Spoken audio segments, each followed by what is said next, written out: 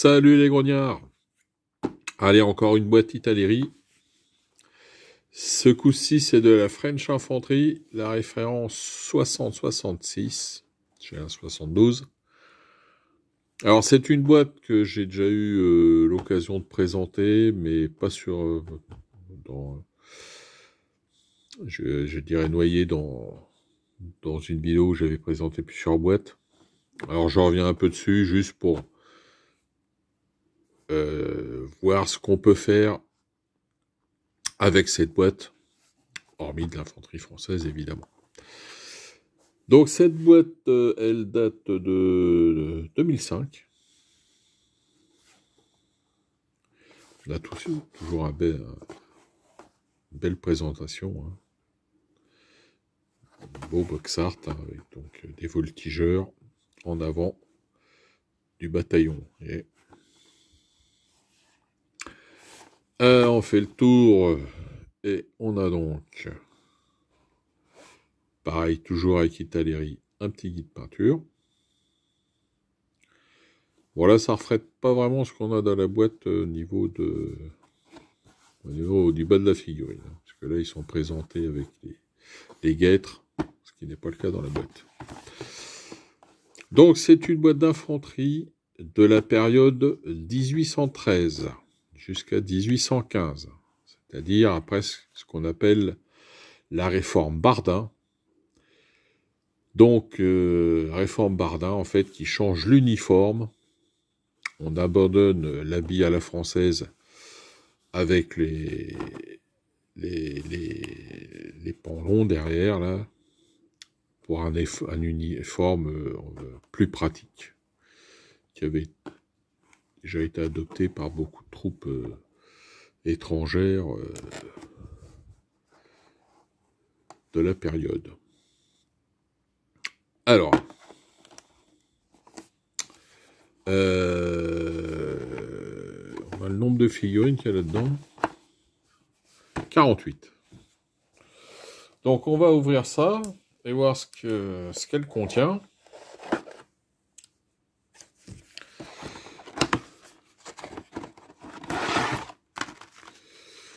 Le petit papier habituel, donc, Italeri, pour renvoyer à la boîte si vous avez un souci.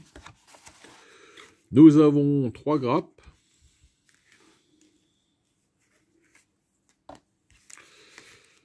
Trois grappes identiques.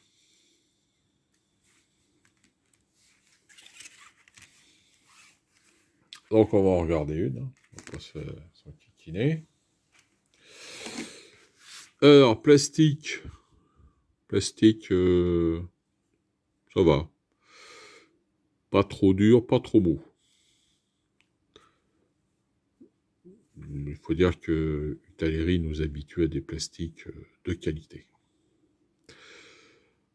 Donc, alors, on va commencer par le haut. Comment je m'y prends? Alors, là, on voit, il y a un petit flash. Mais dans l'ensemble, il faut bien le dire, il y en a très peu. Donc, il y en a un fantassin, donc, un fantassin évidemment, un fusilier. Fusilier, donc avec sa baïonnette. Là, on a quoi? On a encore un fusilier. Alors, les gravures sont belles. Hein. Alors, le reproche qui est fait souvent à cette boîte, et c'est le graveur qui travaillait pour Italeri à l'époque, qui a fait une série de boîtes, où en effet, ils n'ont pas de menton. Ils ont le menton enfoncé dans le col. Bon, moi, ça me dérange pas. Certains n'aiment pas. Donc on le voit, hein, il n'est pas représenté avec des guêtres, hein, mais bon. Là, on a un officier. Très bien. Là, on a encore un fusilier.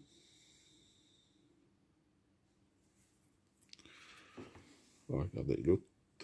Donc, ils sont représentés avec leur havre-sac, la giberne avec le N Napoléon dessus. Tout ça est très propre.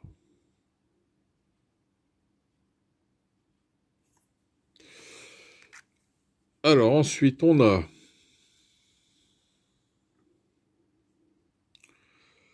alors là on a encore un fusilier hein, qui entraîne armée.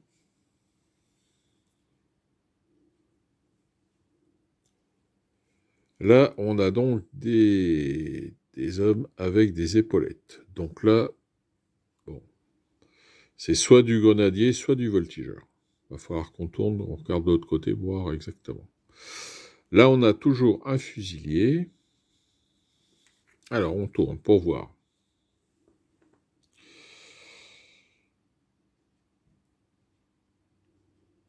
Alors, on a donc, lui, un cornet. Donc, c'est un voltigeur. Lui a une grenade, donc c'est un grenadier.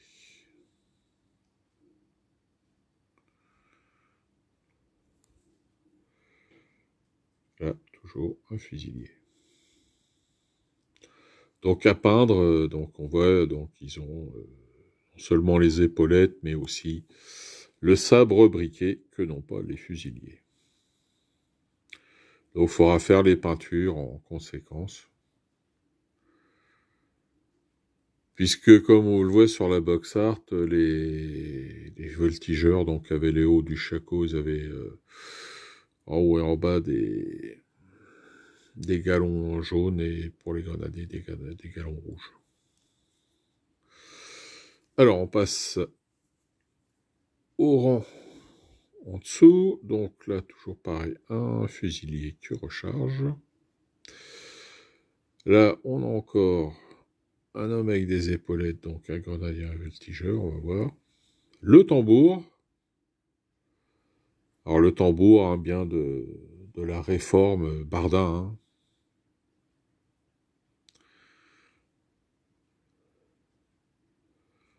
Avec les chevrons, les galons.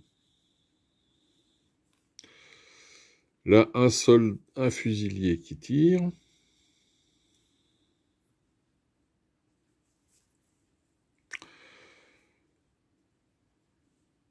Là, donc, c'est un grenadier. Vous voyez, je vais retourner, on a vu, c'est un grenadier. Il a une grenade. Et là, on voit les renforts là sur le shako. Donc, à peindre, les galons à peindre en rouge. Alors, dernier rang, on a un porte-drapeau. C'est bien. On a un officier, un tambour, un porte-drapeau.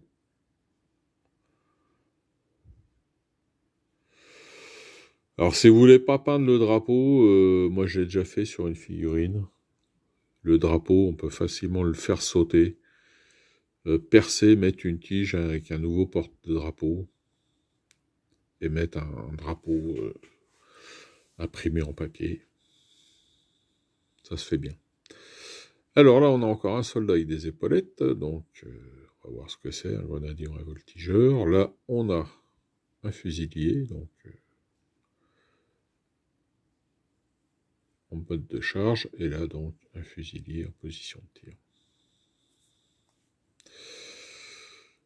Alors, on retourne et on voit que c'est un... Alors on a un voltigeur. Ouais, c'est un voltigeur. Donc il semblerait qu'on ait deux voltigeurs, deux grenadiers, parce que...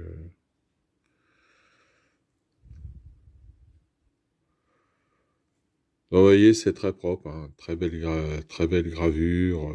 Historiquement, on est bon. Parce que vous avez deux boîtes d'infanterie français chez Italeri. Vous avez celle-là, la 60-66, et vous avez l'autre, c'est la, j'ai noté, c'est la 6002, donc plus ancienne.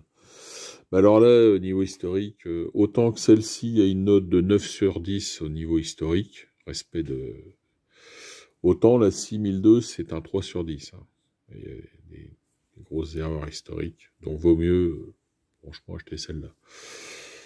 Alors, ce qu'on peut dire, c'est que vous pourrez faire avec... vous pouvez faire de l'infanterie légère, française aussi, infanterie de ligne, infanterie légère. Il y aura quelques pétouilles, mais bon, ça passe. Ça passe, franchement, ça passe. Et je vais vous mettre donc aussi à la suite là, ce que vous pourrez faire d'autre avec cette boîte. Moi, je vais en faire par exemple, là, je vais en faire des napolitains. J'avais déjà fait dans une vidéo revue de troupe où j'avais présenté ces figurines peintes en hollandais. Et donc je vais vous mettre là, je vais vous mettre à la suite ce qu'on peut faire hein, avec des images à l'appui, ce qu'on peut faire d'autre avec cette boîte. Allez, on regarde ça tout de suite. Alors juste avant, je vous fais des grands plans parce que là, je suis en train de préparer ces figurines pour passer l'après, hein, la sous-couche. Et là, vous voyez, je vous montre en détail un peu les travaux que vous allez devoir faire avant sur ces figurines. Il y a des petits flashs quand même, hein. J'en parle pas dans la précédente, enfin dans la...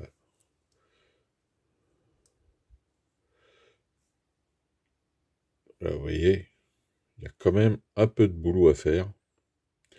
Vous avez un peu partout des petits flashs. Voilà, vous en avez là sur certaines figurines, là, pas sur toutes, mais bon, va y avoir quand même un petit boulot de préparation à faire avant. Hein. Vous voyez, on voit des petites lignes de moulage enlevées, là encore. Hein, on a un peu de boulot à faire. Si vous voulez vraiment avoir des figurines propres nickel, vous voyez là, il y a quelques... je mets les doigts devant, on voit pas bien. Voilà, vous voyez, il y a quand même un peu de trucs à enlever là pour que ça soit bien propre. Autre chose que je me suis aperçu, bon,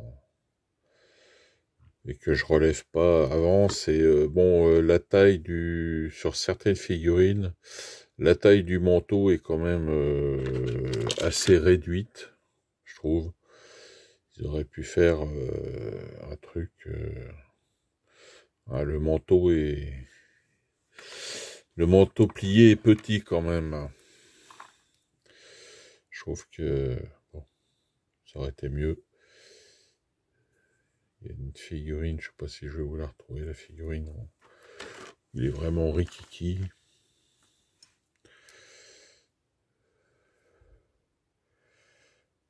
Bon. Donc prévoyez quand même un peu de travail sur ces figurines. Voyez sur celle-là même, hein, voyez, on a un défaut de moulage. Hein. Le manteau est tout petit. Voilà. Bon allez, on passe à ce que je vous ai dit précédemment, voir ce qu'on peut faire d'autre que de l'infanterie française avec ces figurines. Alors, donc avec ces figurines françaises avec leur uniforme bardin, vous pourrez faire de l'infanterie de ligne du royaume de Saxe, à partir de 1812, hein, pas avant, parce qu'en 1809, ils ont encore leurs anciens uniformes, mais très bien pour faire de l'infanterie saxonne 1812 jusqu'à 1814. Vous pouvez aussi faire de l'infanterie du royaume de Hollande, de Louis Bonaparte, hein, jusqu'à ce que le royaume soit dissous. Hein. L'uniforme était très proche de celui de l'infanterie française de 1813. Alors aussi dans la Confédération du Rhin, par exemple le S, hein, régiment de S, qui sont pareils, des régiments de ligne très proches au niveau de l'uniforme. Alors, très proche aussi, le royaume de Westphalie de Jérôme Bonaparte. Hein. Vous voyez, la coupe de l'uniforme est quasi identique à celle de notre infanterie française 1813. Donc, vous aurez, pareil, vous pourrez adapter et faire l'infanterie du royaume de Westphalie. Et pour finir, parmi ces exemples, le royaume de Naples, hein, du roi Murat. Donc notamment bon, avec l'infanterie légère du royaume de Naples, hein, vous voyez qu'on peut adapter facilement. Voilà, il y a du voltigeur, on peut faire évidemment du chasseur. L'infanterie de ligne, voilà. Donc avec son uniforme blanc, on peut, vous voyez, ça s'adapte parfaitement pour moi. Alors évidemment, il y a sûrement des petits détails qui sont pas les mêmes, mais bon, à cette échelle-là, ça se voit pas. Bon, c'est comme je l'ai dit, c'est pour adapter, hein, quand on fait du 1,72 plastique, enfin 1,72 tout court, hein, plastique ou métal, on n'a pas à disposition toutes les nations au niveau des boîtes. Donc il faut s'adapter sur certaines nations, si on veut faire certaines nations. Et donc pour faire par exemple, bah, voyez, le royaume de Naples, cette boîte-là correspond pas parfaitement, mais est très ressemblante. Voilà les grognards, donc fin de cette vidéo. Bon jeu, bonne peinture à tous, portez-vous bien et vive l'empereur!